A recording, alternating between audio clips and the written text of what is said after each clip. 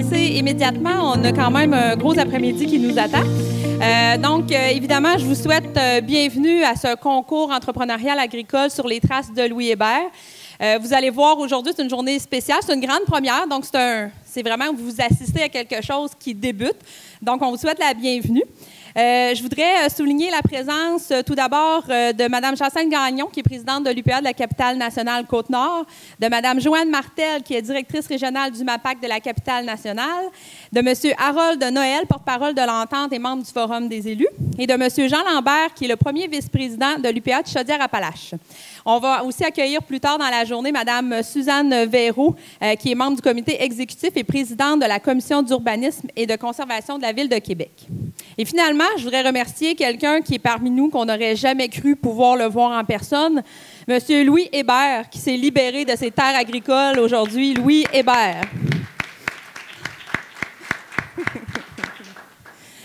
Alors, parlant de Louis Hébert, pourquoi le titre sur les traces de Louis Hébert? Donc, eh bien, Louis Hébert, c'était le premier véritable colon, défricheur, cultivateur et premier pharmacien et brasseur en Nouvelle-France. C'est aujourd'hui une figure emblématique des premières heures de l'histoire agricole. Il s'est établi à Québec en 1617, donc il y a de cela déjà 400 ans. En défrichant le territoire, il a permis à des générations d'agriculteurs de vivre de leur passion, d'innover et de participer au développement rural et agricole de la région de Québec.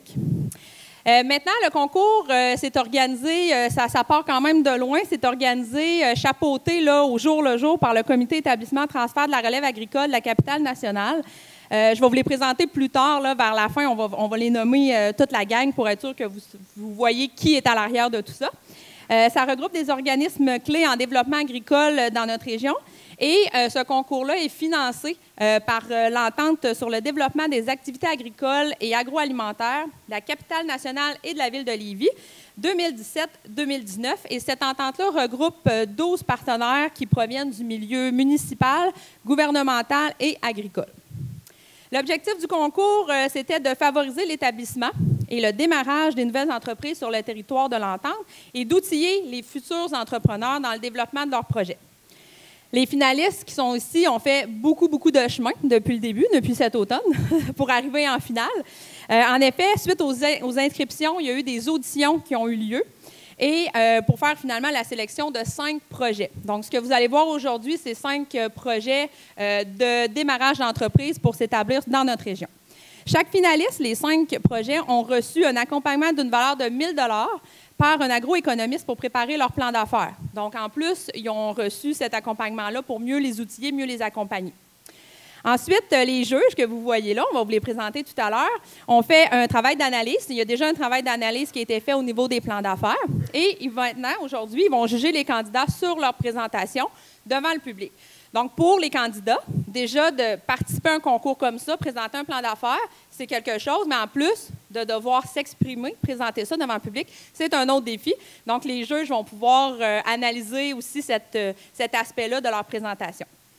Et maintenant, avant de débuter les présentations, j'invite M. Harold Noël, porte-parole pour l'Entente, pour venir nous dire un petit mot.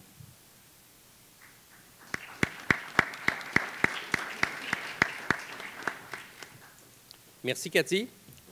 À titre de président de l'Entente sectorielle sur le développement des activités agricoles et agroalimentaires de la capitale nationale et de Lévis, nous sommes vraiment fiers de collaborer à la réalisation de ce projet. Vous savez certainement que l'Entente sectorielle régionale couvre 3 chantiers. Elle couvre la remise en production des terres inexploitées, le développement des marchés et finalement la relève entrepreneuriale et la main-d'œuvre. Ce partenariat avec l'UPA de la capitale nationale soutient donc des initiatives reliées à la relève agricole, soit au transfert d'entreprises ou au démarrage de nouvelles exploitations, ce qui contribue certainement au développement économique. Les finalistes que vous entendrez aujourd'hui ont été choisis parmi une vingtaine de projets, démontrant ainsi le dynamisme du secteur. Comme vous tous, je suis vraiment impatient d'entendre ces présentations. Bravo aux entrepreneurs et longue vie à leurs projets.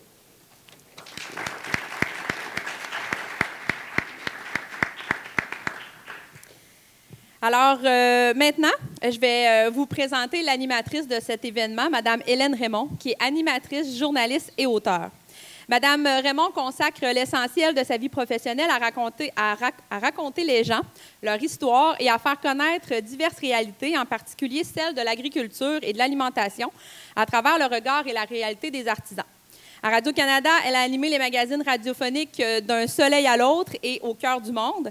Elle a également été reporter pour plusieurs émissions, dont les émissions qu'on connaît bien, La Semaine verte et Bien dans son assiette.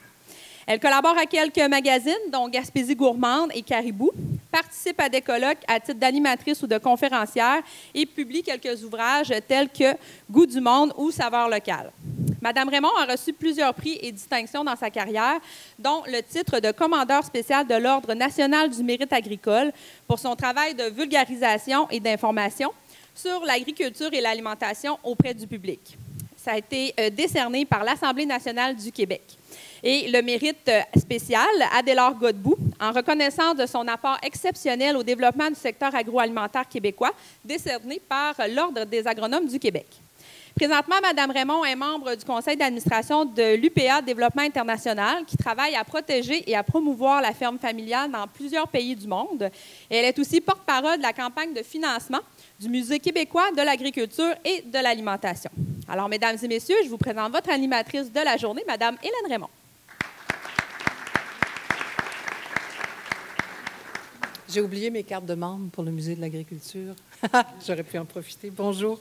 Ça me fait plaisir d'être ici. Je veux remercier les gens qui m'ont invité à animer cette journée. Ça fait un petit moment déjà que Françoise Bossirois m'a donné un coup de fil. On a commencé à parler de tout ça. Par la suite, j'ai travaillé avec Isabelle. J'ai croisé les gens du comité.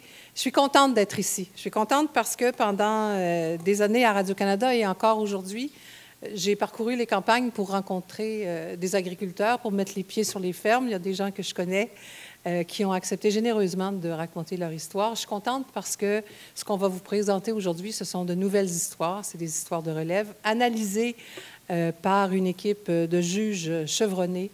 Donc, je pense qu'on assiste à quelque chose de très intéressant et de particulier. Je vous présente les juges.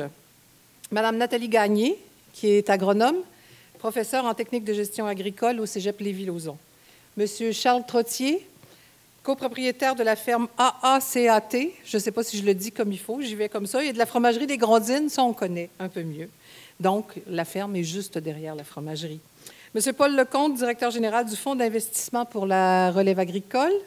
Monsieur Jean-Claude Dufour, à l'autre bout, doyen de la Faculté des sciences de l'agriculture et de l'alimentation, ici à l'Université Laval. Et M. David Tremblay, professeur au Centre de formation professionnelle Fierbourg. Ces gens-là ont travaillé fort, ils se sont réunis. Encore aujourd'hui, ils étaient en réunion. Ils vont continuer tout à l'heure pour apposer leur note finale à la suite des présentations des candidats que je vous présente maintenant. Je vais vous demander de vous lever tout simplement parce qu'après, vous allez disparaître et vous en allez dans la salle. Madame Cécile Allard, avec son fils Émile Caillat, du projet Lupin et fruits, un projet prévu dans Charlevoix, culture de fruits nordiques, transformation et agrotourisme.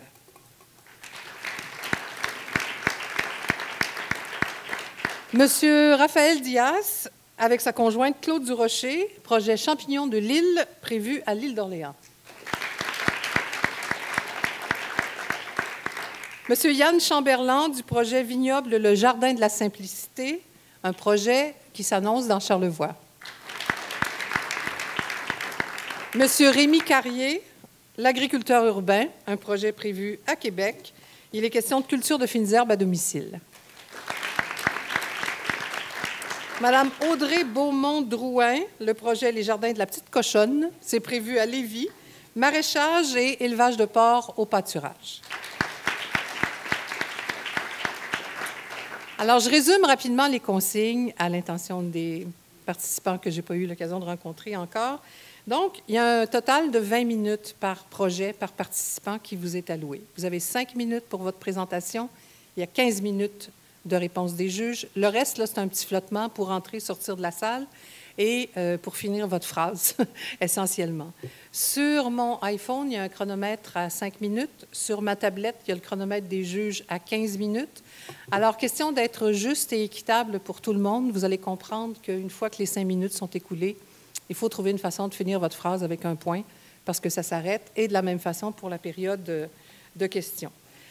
À la suite de toutes vos présentations, il y aura une pause. Et après la pause, pendant la période de délibération des juges, je vais présenter une conférence que j'ai préparée ces dernières semaines sur l'innovation. Et je suis allée visiter 4 entreprises de la région de Québec, des histoires d'entrepreneurs, d'entreprises performantes. Alors, on va voyager un peu sur le territoire de Charlevoix jusqu'à Portneuf à travers le récit de 4 entreprises, dont celle de Charles Trottier à la fromagerie des Grondines. Je pense qu'on est prêt à commencer. Cathy, on est prêt à commencer. Est-ce que les candidats se retirent? À plus tard.